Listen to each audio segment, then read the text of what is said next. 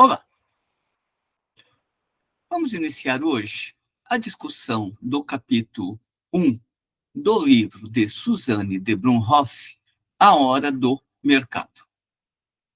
Este capítulo 1 tem o instigante título no qual Brunnhoff pergunta o seguinte: é possível um mercado sem crises? Com isto, ela está polemizando com determinadas concepções econômicas que acreditavam ser possível a existência do desenvolvimento do capitalismo sem desequilíbrios, portanto, sem crises. Brunnhoff se colocará contrária a esta tese, muito embora, ela observa, este princípio tenha se mantido entre os economistas neoclássicos, que viam as crises fundamentalmente como distúrbios momentâneos ou como desequilíbrios que poderiam ser corrigidos.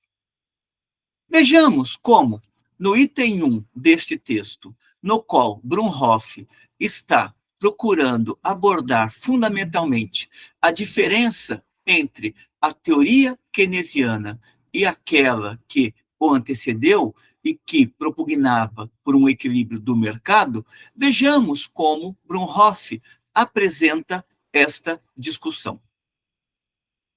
Observa ela, inicialmente, que a crença nas virtudes dos mercados sem entraves apoia-se numa teoria preponderante, a dos neoclássicos. Segundo esta teoria, só existem desequilíbrios passageiros, resultantes de choques alheios ao curso normal da economia.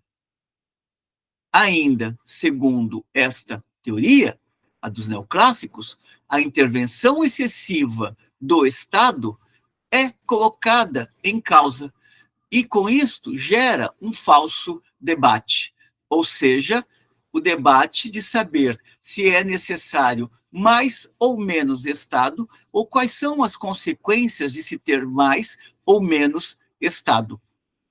Sobretudo, quando se pensa a atuação deste Estado buscando atender às necessidades do mercado, portanto, buscando atender às necessidades do capital.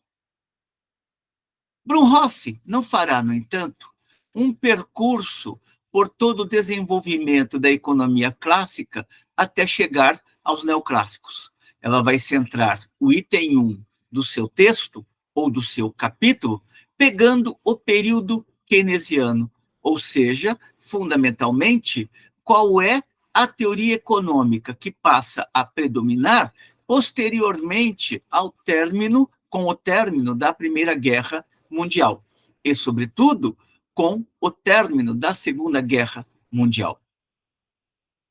Observa ela que, depois da Segunda Guerra Mundial, o crescimento econômico nos países capitalistas desenvolvidos apareceu sob a forma de economias mistas, onde setores público e privado, mercados e regulamentação, finança privada e fundos de Estado se interpenetravam. Nesta nova conjuntura que se abriu com o término da Segunda Guerra Mundial, o Estado apareceu, consequentemente, como um agente econômico particular, emissor e receptor de fluxos que atravessavam toda a economia nacional. Sua intervenção assumiu um caráter legítimo.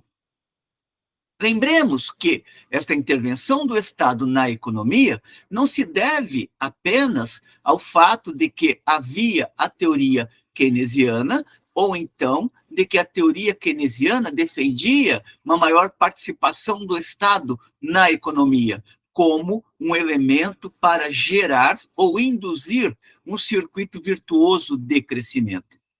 A participação do Estado na economia decorreu das próprias necessidades que foram colocadas pelo capital quando ele entra em sua fase monopólica. o que foi bastante estudado, tanto por Rosa Luxemburgo, quanto por Lenin, entre outros. Portanto, o keynesianismo, ou a teoria de Keynes, é apenas um componente que veio dar expressão a uma necessidade que já se colocava no âmbito da órbita do capital com o término da Segunda Guerra Mundial. É dentro desta nova conjuntura que se abre posteriormente à Segunda Guerra Mundial que se pode entender que o Estado apareceu como um agente econômico particular, emissor e receptor de fluxos que atravessavam toda a economia nacional. Sua intervenção assumindo um caráter legítimo para sustentar o crescimento econômico.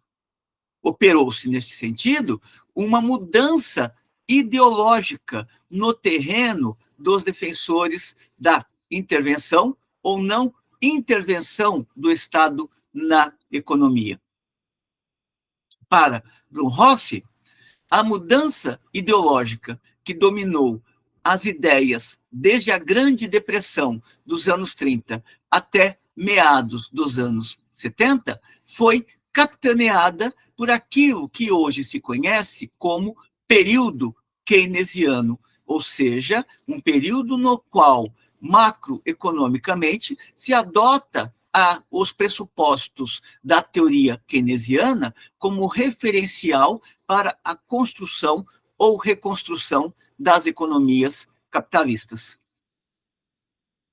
Antes deste período, portanto, antes do término da Segunda Guerra Mundial, antes desse período, a intervenção econômica do Estado estava longe de ser insignificante.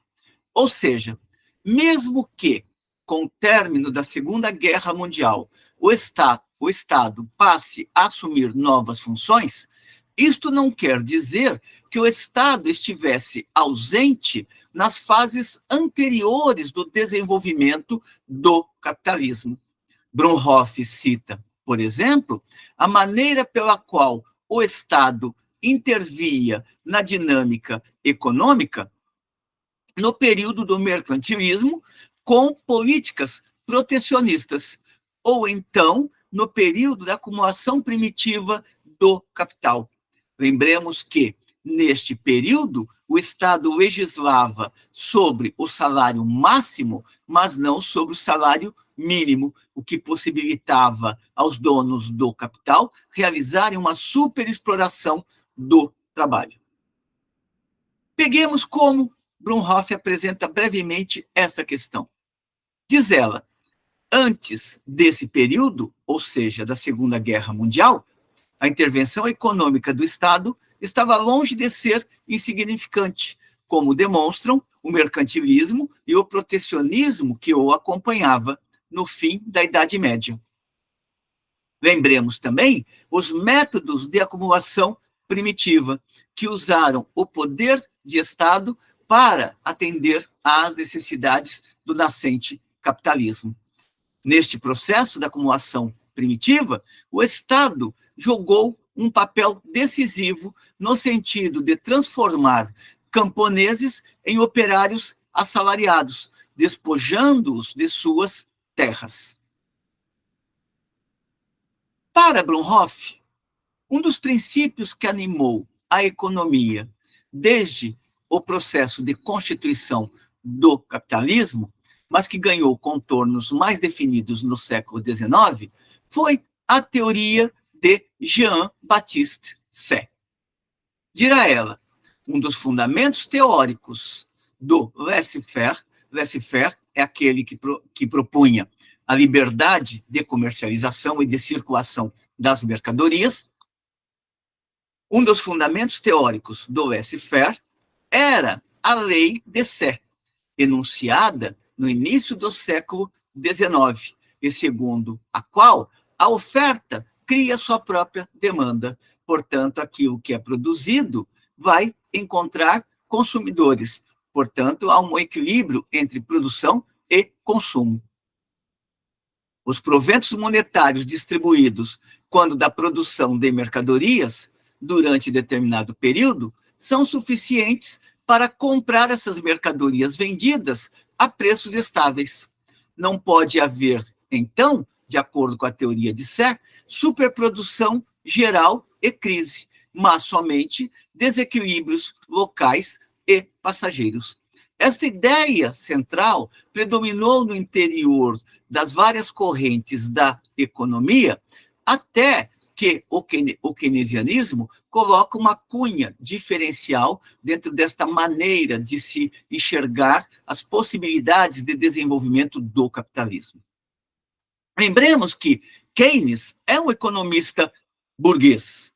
Keynes, ele não tem nenhum vínculo com a classe trabalhadora, com os sindicatos ou com os partidos operários. O que Keynes está olhando é apenas para um caminho no qual a economia capitalista possa se desenvolver e potencializar as suas estruturas. Portanto, ele está olhando para os interesses do capital e não para os interesses do conjunto da classe trabalhadora, ainda que estas possam contingencialmente se beneficiar de melhorias no interior da ordem do capital.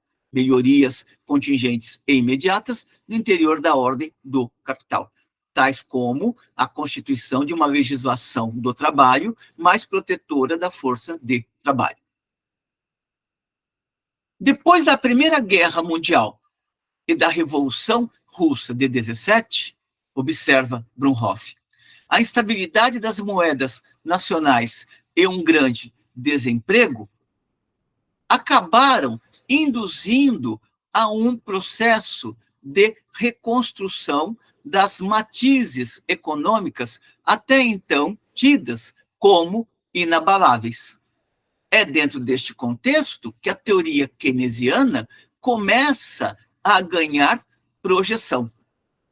Keynes argumentava que o laissez-faire, ou seja, aquela liberdade de produzir e comercializar, fundamentalmente restrita aos interesses privados, Keynes observava que o laissez-faire tinha sido possível no século XIX, em razão de relações de força particulares, tais como o domínio financeiro britânico apoiando o regime monetário de padrão ouro, e também a ausência de organização sindical suficientemente poderosa para garantir o poder de compra dos salários. Ou seja, havia uma conjuntura favorável ao capital que tornava possível a dinâmica do capitalismo concorrencial, tal como ela vinha se desenvolvendo no processo de constituição, ampliação e solidificação da sociedade do capital. No entanto, Keynes vai investir contra o princípio básico da lei de Sé. Para Keynes, a lei de Sé supunha implicitamente que o sistema econômico trabalha sempre a plena capacidade, de tal modo que uma atividade nova poderia sempre ser substituída e jamais se somaria a uma outra atividade. Segundo Keynes, o pleno uso dos recursos, infelizmente, não é garantido pelo funcionamento natural do sistema, ou seja, pelo funcionamento natural do mercado. Abandonada a lógica do mercado, observava Keynes, a economia corria o risco de funcionar em crise, algo que os adeptos da lei de Sé não podiam compreender.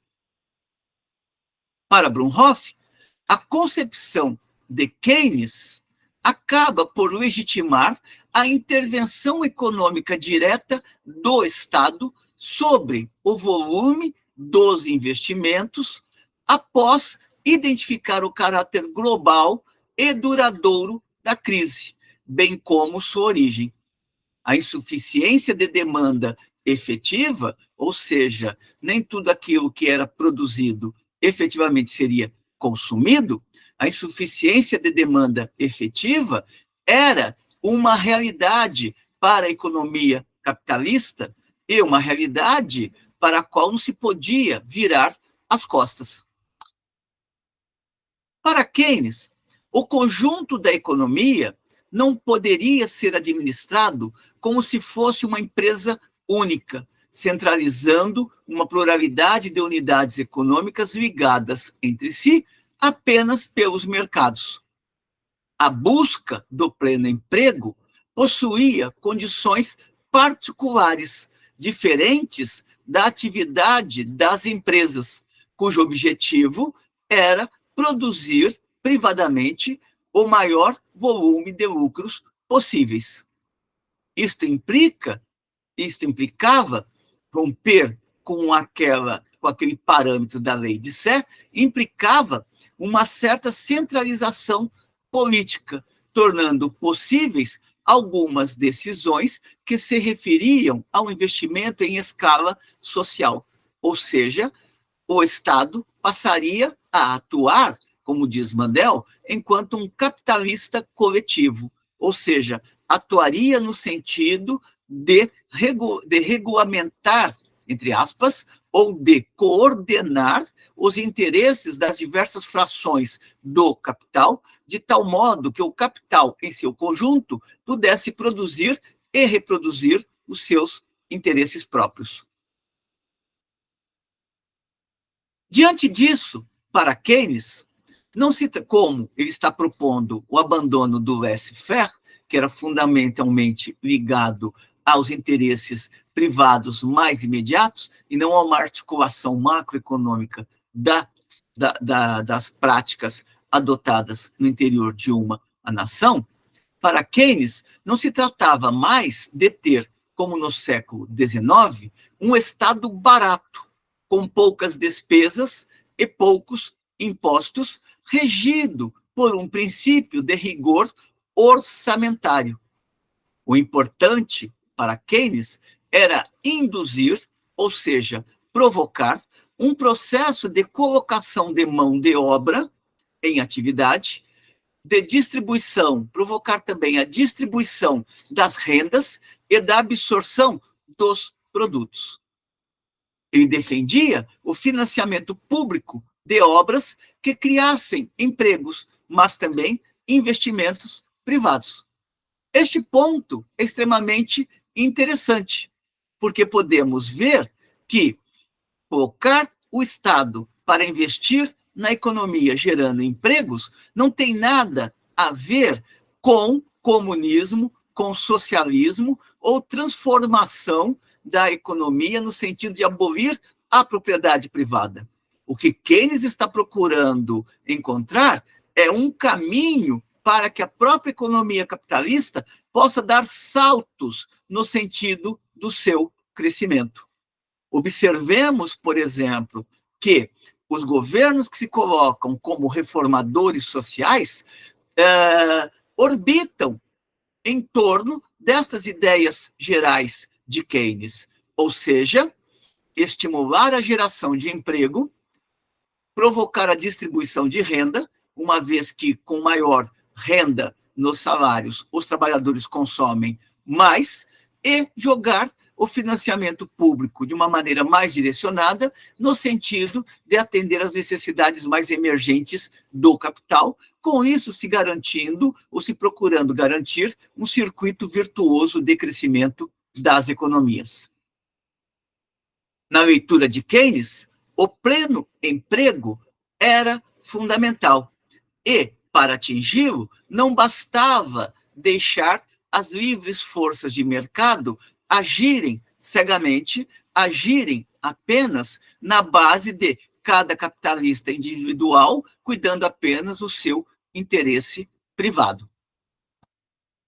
É sempre importante observar também que, quando se fala de pleno emprego, não se está fazendo referência na teoria de Keynes que o desemprego desapareceria, e sim que o desemprego cairia a taxas extremamente baixas e que a possibilidade de se encontrar um novo emprego seria bastante rápida, de tal modo que o trabalhador não amargaria longos períodos no desemprego. Fundamentalmente, na ideia de pleno emprego, está embutida esta concepção de que a taxa de desemprego é baixa e a possibilidade de se encontrar um emprego rapidamente é alta.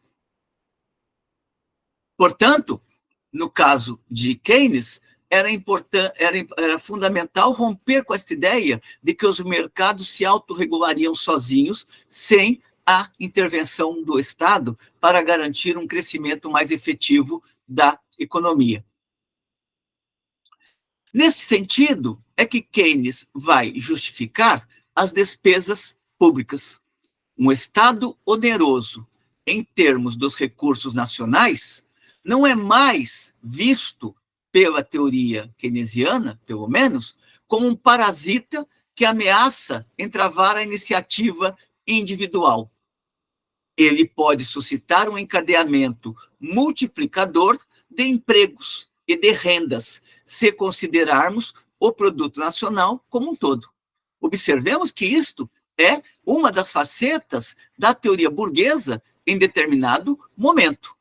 Hoje, a discussão no terreno do neoliberalismo coloca que um Estado que procura atuar cada vez mais no social, construir hospitais, escolas e tudo mais, é um Estado oneroso e que a prioridade deveria ser apenas voltar para a produção. Notem que Keynes não está trabalhando com este raciocínio, e isto, para ele, não tem nada a ver com socialismo, tem a ver com necessidade de desenvolvimento do capitalismo. Ou seja, as despesas públicas, e Keynes não está discutindo algo que é muito presente nos dias de hoje, que é o equilíbrio financeiro.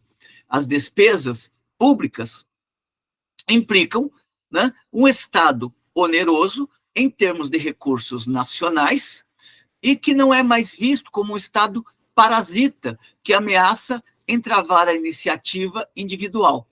Pelo contrário, este Estado pode suscitar um encadeamento multiplicador de empregos e de rendas, se considerarmos o produto nacional como um todo. Neste sentido, Keynes julga que é preciso diminuir o valor atribuído ao capital pela sua escassez, valor que beneficia mais os capitalistas e agiotas que os empresários e assalariados. O aumento do volume de investimento financiado pelo Estado modifica a relação de forças entre agentes econômicos. Depois da Segunda Guerra Mundial, é frequente se falar de Estado empresário ou Estado banqueiro, expressões derivadas das ideias keynesianas. Para Brunhoff, no período keynesiano, o que ela vem chamando por período keynesiano, a própria concepção de emprego operário modificou-se. Os desempregados não eram mais considerados como indivíduos incapazes, por razões físicas e morais, de encontrar ou conservar um emprego. Não eram mais considerados entulhos sociais, ou então vencidos na vida, ou também uma carga para toda a sociedade. No início, os sistemas de seguro-desemprego relacionados ao desenvolvimento do sindicalismo operário não tinham ainda sido integrados numa concepção de emprego como fenômeno macroeconômico, podendo ligar-se a uma ação centralizada do Estado sobre a economia. Essa é uma ideia que, no plano da teoria econômica, foi validada pelas concepções de Keynes. Daí que se fala da questão do estado de bem-estar social ou do estado-providência, porque estes elementos, aqueles que eram considerados perdulários, passam a ser incorporados dentro de planos de desenvolvimento governamentais, uma vez que isto possibilitaria o próprio crescimento da economia. Portanto, seguro-desemprego passou a ser um elemento fundamental para garantir, por exemplo, a continuidade do consumo. Brunhoff observa que Keynes era hostil à Revolução Russa de 17 e também estava distanciado do Partido Trabalhista inglês. Considerava, no entanto, que o período do laissez-faire não atendia mais às novas condições que se abriram nos anos 20 e 30 em matéria de emprego e desemprego. Para Keynes, nesse sentido, a política monetária, ou seja, aquela de controle dos gastos, tornava-se secundário em relação à necessidade de financiar os investimentos e administrar a taxa de troca para favorecer as exportações. Keynes insistia no papel de crédito bancário aos empresários e do empréstimo público junto a particulares, a fim de financiar o aumento do volume da produção e do emprego. Na concepção keynesiana, as despesas públicas, no geral, podiam enriquecer a comunidade, ou seja, as despesas públicas não são vistas simplesmente como cálculos matemáticos para falar que o Estado está deficitário, e se o Estado está deficitário, a economia não cresce, e não crescendo não pode gerar empregos ou então pagar salários mais elevados. A lógica que Keynes procura trabalhar no interior da economia capitalista a fim de desenvolver o próprio capitalismo naquela nova fase na qual ele havia entrado, era outra, ou seja, defendia as despesas públicas, uma vez que estas despesas públicas poderiam resultar em benefícios para o conjunto da nação, na leitura de Keynes. Bronhoff observa que Keynes quer mostrar que não é possível julgar a intervenção econômica pública segundo as normas do mercado, como até então vinha sendo feito. Aquilo que parece um desperdício de recursos, investir, por exemplo, em salário-desemprego, na realidade tem um fluxo indutor de atividades econômicas, uma vez que se mantém o consumo. Por exemplo, se o desempregado ficar sem um tostão no bolso, ele não consome, mas se ele receber o auxílio-desemprego durante alguns meses, até encontrar novamente uma nova atividade, ele terá o mínimo necessário para consumir. Isto significa que a economia capitalista terá de produzir mercadorias para atender aquele consumo. Nesse sentido, o Estado barato dos partidários do livre intercâmbio, segundo Keynes, não permitiam já intervir na economia de modo a resolver a questão da crise e reduzir o desemprego, que era bastante elevado naquele período. Bronhoff observa, no entanto, que a ideia de Estado empresário ou Estado banqueiro não corresponde muito bem à realidade. As expressões Estado empresário ou Estado banqueiro introduzem uma linha enganadora na interpretação keynesiana do papel do Estado. Para que o Estado desenvolva a ação econômica, que é da sua alçada, é preciso, ao contrário, que ele não possa ser confundido com uma empresa ou um banco, aos quais se aplicariam critérios de rentabilidade. Quanto mais ele atua sobre a economia, menos ele deve ser considerado como um empresário, ou seja, o Estado menos deve ser considerado como um empresário. O que Keynes privilegia é o caráter centralizado da finança pública, que lhe permite compensar a insuficiência das empresas privadas em caso de crise. Assim, rompendo com a lei de Sé e com o laissez-faire, Keynes rejeita também as ideias de Marx e Lenin. Se ele é um crítico dos parâmetros que vinham até então norteando a economia burguesa, isso não quer dizer que ele era um simpatizante de Marx e Lenin. Para Keynes, nem crise, nem revolução, mas sim reforma do papel econômico do Estado, respeitando o sindicalismo operário. Este é o reformismo de Keynes. Para Keynes, encerra Blumhoff, a utilidade econômica das despesas públicas é, de certo modo, externa a elas. Ela está ligada aos efeitos multiplicadores que estas despesas podem ter sobre o emprego e a renda, que é o efeito indutor do crescimento.